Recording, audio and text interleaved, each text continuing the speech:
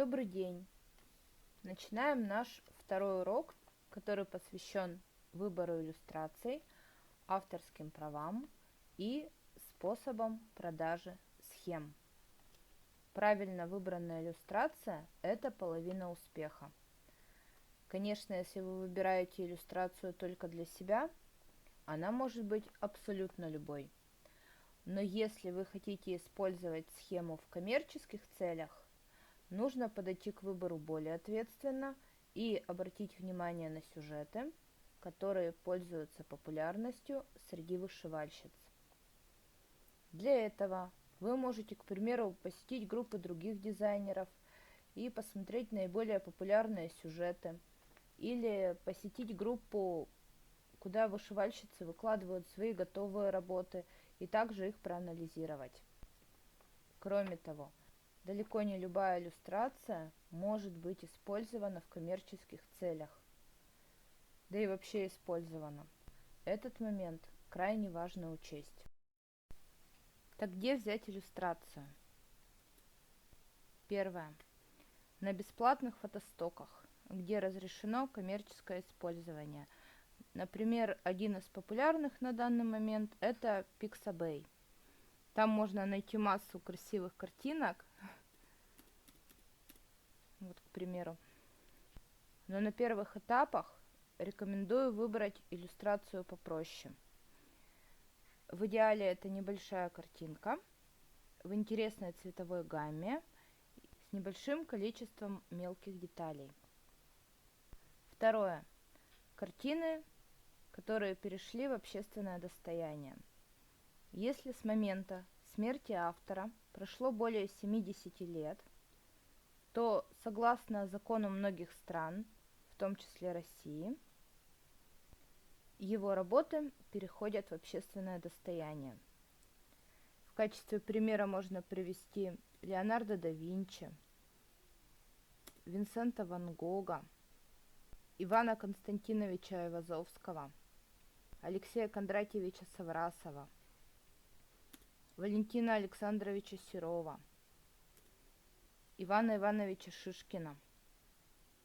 То есть, если вас заинтересовала какая-то картина или иллюстрация, вы ищете данные об авторе, смотрите дату его смерти, если таковая есть. Если с момента смерти прошло более 70 лет, то вы можете смело ее использовать. Если менее, то нет. К примеру, мне нравятся картины Сальвадора Дали, но с момента его смерти 70 лет не прошло, я их использовать не могу. Третье. Собственные иллюстрации. Вы их рисовали, и вы сами решаете, для каких целей их использовать. Четвертое. Работы знакомых художников. Если у вас есть знакомые художники, и они разрешат вам использовать свои работы, это просто замечательно. Также многие художники продают возможность использовать иллюстрации. Цена у каждого своя. Нужно связываться, уточнять условия. При сотрудничестве с незнакомым художником, тем более за деньги, важно оформить договор и прописать все нюансы. Это позволит избежать неприятных неожиданностей в дальнейшем.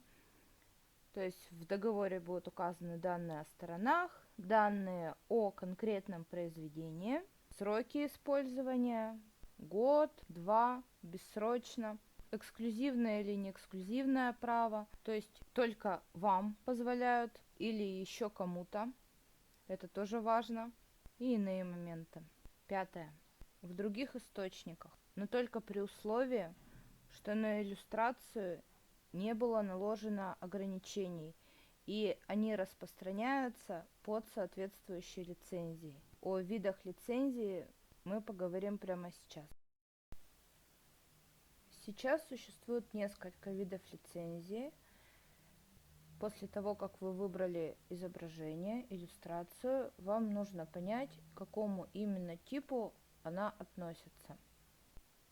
Этот вид лицензии позволяет использовать иллюстрацию без ограничений для любых целей, указывать автора не требуется. То есть можете смело брать изображение, делать из него схему, никто вам ничего не скажет, свои права не заявят. Эта лицензия позволяет использовать иллюстрацию, но только при условии обязательного указания автора.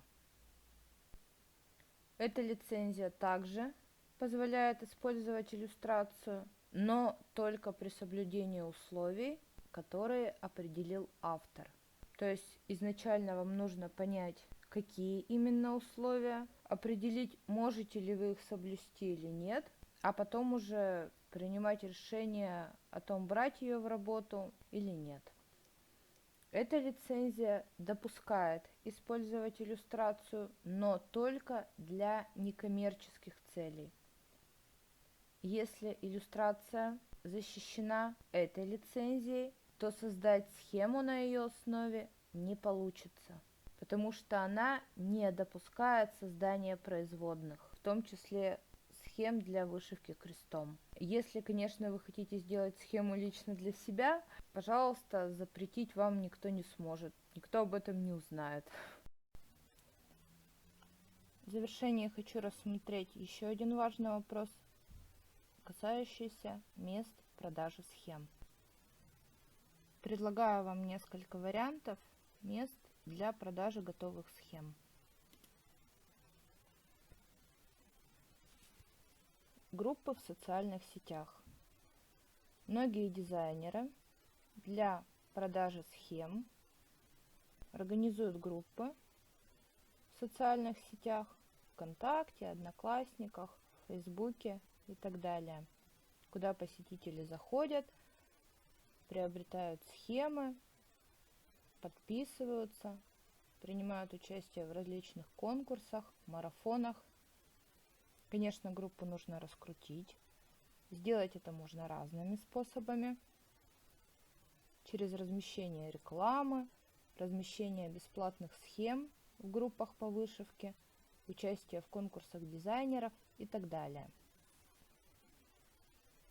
Еще один вариант – это размещение на специализированных площадках. Сейчас существует множество таких площадок, где можно разместить схему для продажи, как российских, так и зарубежных. В качестве примера популярной зарубежной площадки могу привести Etsy. В качестве российской площадки могу предложить ярмарку мастеров. На Литресе тоже размещают схемы. Но есть и множество других сайтов, которые специализируются непосредственно на размещении дизайнерских схем. Это, к примеру, Stitch. В общем, источников размещения много. Можно добавить схемы везде, куда можно. Что найдете еще? Еще один вариант – это сотрудничество с изданиями, журналами, газетами, возможно, даже книгами. Ресурсов на тему творчества очень много. Многие из них готовы сотрудничать с дизайнерами, активно это делают. Единственное, что нужно сразу уточнять, это условия, потому что у каждого они свои. В общем-то, по теме сегодняшнего урока у меня все. Теперь вы знаете, как правильно подбирать иллюстрации, чтобы не нарушить авторские права, где размещать схемы. Если у вас остались вопросы, задавайте, пожалуйста, в комментариях, с удовольствием отвечу. В следующем уроке уже начнем непосредственно знакомиться с программой, рассмотрим ее основные функции и возможности.